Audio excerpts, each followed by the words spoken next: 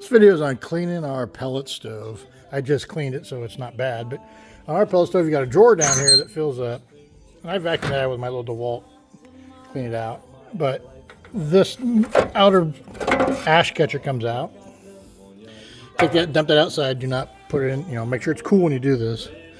So we have that, and you have the tray, all the stuff below it, and then this little catcher comes out. That down in there is where the heat comes out to auto starter. But these little holes in here will fill up with just creosote and whatever the heck it is. But I just wash that out maybe once every 2 months, maybe.